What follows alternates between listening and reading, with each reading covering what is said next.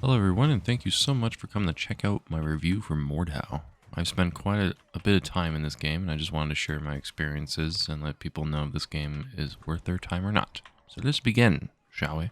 The sound design in Mordhau is good, as far as how immersive it is with the combat and the sounds of battle. Clashing swords and body parts being ripped asunder and the screams of enemies and friends alike. It's all very quite immersive as far as being a medieval battlefield goes. There's even some gameplay mechanics that are used with this sort of system that really lends itself once you get the hang of things.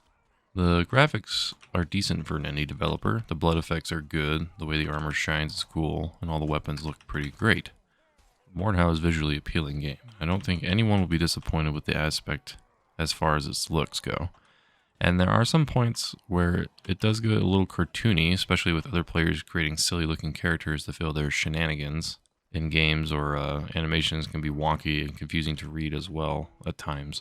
At least you do not need a very pricey system to run this. Overall, a very visually good looking game.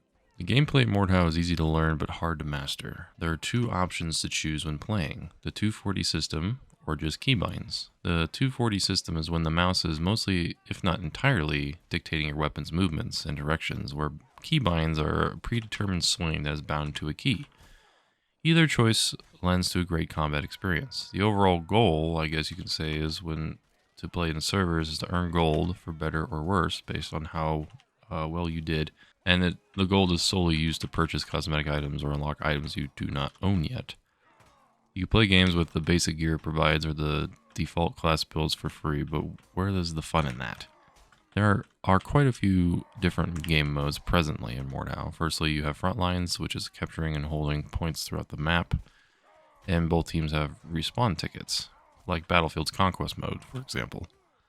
Second, you have Invasion, which is an objective-based progression type game where the map has its own set of unique objectives and must be completed for the attacking team to advance, while the defending team must prevent any attempts to complete these objectives to run out the time.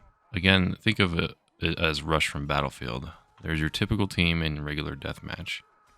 However, I rarely see any team deathmatch games as much as I see Frontline or Invasion. And deathmatch is not what it seems to be. It's more like dual servers for folks looking to sharpen their 1v1 skills with actual human opponents.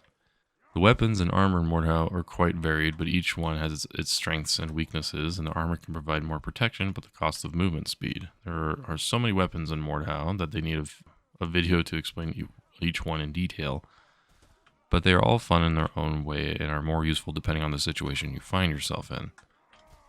Combat is what everyone is really wondering about, and a short way to describe it would be fast-paced, lots of reading your opponent's attack animations, and overall just trying not to die so much. Often you'll find yourself surrounded and cut down before you can do much of anything that is going to be the case quite often when you are new. There's a lot of constant awareness you should have when playing, since it can easily make you tunnel vision on one target at a time, leaving you open for attackers to make their move. The replay value of Mordhau is great if you're into a punishing game with a steep learning curve where you play every day to get better at it. For a casual player, this game might not be for you unless you have some friends to play with, especially at its $30 price point or whatever the equivalent is in your country. Speaking from experience, since I played this game on its original release date, the game does seem to rely on a lot on fresh new players to stay fun, but after a while, everyone gets skillful to the point where you start fighting dirty or play as an archer or ride the horse the whole time.